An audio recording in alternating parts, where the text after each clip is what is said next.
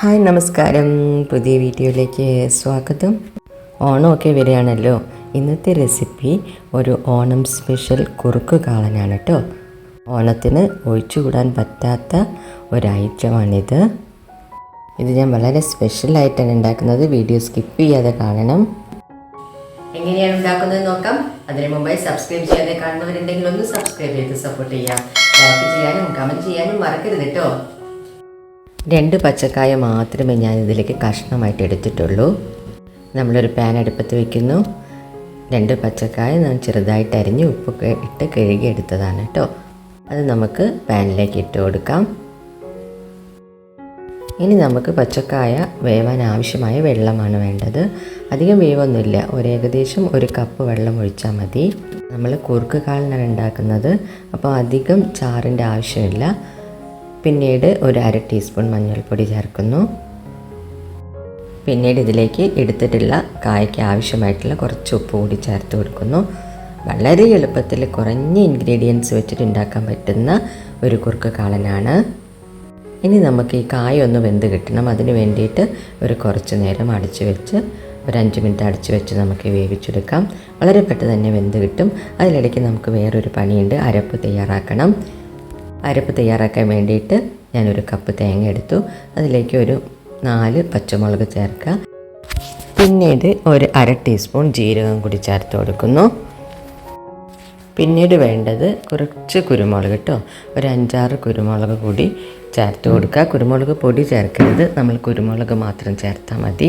നമുക്ക് അരച്ചെടുക്കുമ്പോൾ ശരിയോ. എന്നിട്ട് നൈസായിട്ട് അരച്ച് കൊണ്ടുവരിക. അതെങ്ങനെ അരച്ച് കൊണ്ടുവന്ന് വെച്ചിട്ടുണ്ട്. അപ്പോൾ നമ്മളുടെ അരപ്പ് റെഡിയായി കേട്ടോ. ഇനി നമുക്ക് കായ വെന്തോ എന്ന് നോക്കാം. കായൊക്കെ ഇത് അടിപൊളിയായിട്ട് വെന്തിട്ടുണ്ട്. നമുക്ക് തുറന്ന് നോക്കാം. 1 സ്പൂൺ എടുത്തിട്ട് ഒന്ന് കുത്തി നോക്കിയാൽ മതി, കായ വെന്തിട്ടുണ്ടോ എന്ന് അറിയാൻ പറ്റും.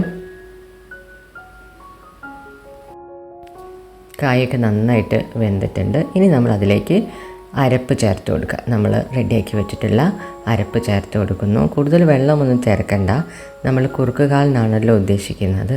അതുകൊണ്ട് വെള്ളം അധികം ചേർക്കണ്ട. കുറച്ച് വെള്ളം ചേർത്ത് ഒന്ന് മിക്സാക്കി എടുത്താൽ മതി. തേങ്ങ ചേർത്തതിന് ശേഷം തേങ്ങ ഒന്ന് നന്നായിട്ട് തിളച്ച് വെന്ത് കിട്ടണം. അതിന് ശേഷം നമുക്ക് തൈര് ചേർത്താൽ മതി കേട്ടോ. തൈര് ചേർത്ത് കഴിഞ്ഞിട്ട് പിന്നെ തിളപ്പിക്കരുത്. അതുകൊണ്ടാണ് ഞാൻ ആദ്യം തേങ്ങ ചേർത്തിട്ട് തേങ്ങ ഒന്ന് വേവിച്ചെടുക്കുന്നത്. തേങ്ങയൊക്കെ നന്നായിട്ട് തിളച്ച് കുറുകി വരണം. അതിലേക്ക് പിന്നീട് നമ്മൾ ആവശ്യത്തിനുള്ള ഉപ്പ്, ആദ്യം നമ്മൾ കുറച്ച് ഉപ്പ് ചേർത്തിരുന്നു, കൂടാതെ ആവശ്യത്തിനുള്ള കുറച്ചുകൂടി ഉപ്പ് കൂടി ചേർത്ത് കൊടുത്ത് ഒന്ന് നന്നായിട്ട് ഇളക്കിയെടുക്കുക.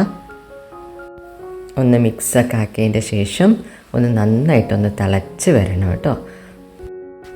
വളരെ പെട്ടെന്ന് നമുക്ക് ഉണ്ടാക്കിയെടുക്കാൻ പറ്റുന്ന ഒരു കറിയാണിത്. ഓണത്തിനല്ലെങ്കിലും അധിക ദിവസങ്ങളിലും നമുക്ക് ഈ കാളൻ നമുക്ക് ശരിക്കും ഉണ്ടാക്കിയെടുക്കാം. വളരെ സിമ്പിളാണ്. കൂടുതൽ ഇൻഗ്രീഡിയൻസ് ഒന്നും നമുക്ക് പുറമെ പോയി വാങ്ങേണ്ട ആവശ്യമൊന്നുമില്ല. ഇനി ഇതിലേക്ക് നമ്മൾ തിളച്ച് വരുന്നുണ്ട്. തിളച്ച് വന്നതിന് ശേഷം തേങ്ങ ഒന്ന് വെന്തതിന് ശേഷം നമുക്കതിലേക്ക് 1/2 കപ്പ് തൈര് ചേർത്ത് കൊടുക്കുന്നു. നന്നായിട്ടൊന്ന് ബ്ലെൻഡ് ചെയ്തെടുത്ത തൈരാണ്, അതുകൂടി ചേർത്ത് കൊടുക്കുക. തൈര് ചേർത്തതിന് ശേഷം വല്ലാതെ തിളപ്പിക്കരുത്, തൈര് പക്ഷെ പിരിഞ്ഞു പോകും. അതുകൊണ്ടാണ് ലോ ഫ്ലെയിമിൽ വെച്ചിട്ട് വേണം ഇതൊന്ന് ഇളക്കി മിക്സാക്കി എടുക്കാൻ വേണ്ടിയിട്ട്.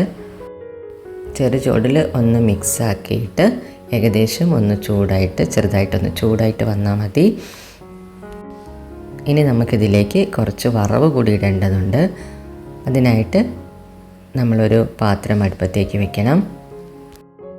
കുറച്ച് വെളിച്ചെണ്ണ ഒഴിച്ചു കൊടുക്കുക. 3-4 ടീസ്പൂൺ വെളിച്ചെണ്ണ. പിന്നീട് അതിലേക്ക് വറവിനാവശ്യമുള്ള സാധനങ്ങൾ ചേർക്കണം. 1/2 ടീസ്പൂൺ കടുക് ചേർത്ത് കൊടുക്കുക.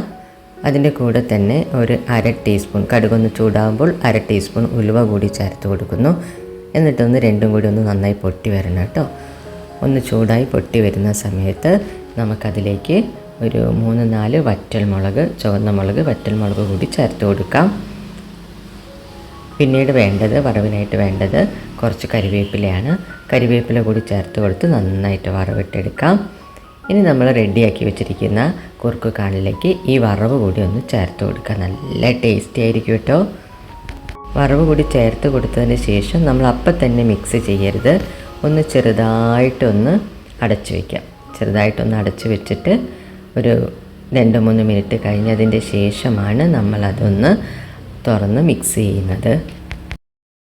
അങ്ങനെ നമ്മളുടെ സൂപ്പർ ടേസ്റ്റി ആയിട്ടുള്ള കുറുക്ക് കാലൻ റെഡി ആയിട്ടുണ്ട്. എല്ലാവരും ഒന്ന് ട്രൈ ചെയ്ത് നോക്കട്ടോ. വളരെ സിമ്പിളായിട്ട് ഉണ്ടാക്കാൻ പറ്റും. എല്ലാവരും ഒന്ന് ട്രൈ ചെയ്ത് നോക്കണം. വീഡിയോ ഇഷ്ടപ്പെട്ടിട്ടുണ്ടെങ്കിൽ ഒന്ന് ലൈക്ക് ചെയ്യുക, കമൻറ്റുകളൊക്കെ ചെയ്യുക.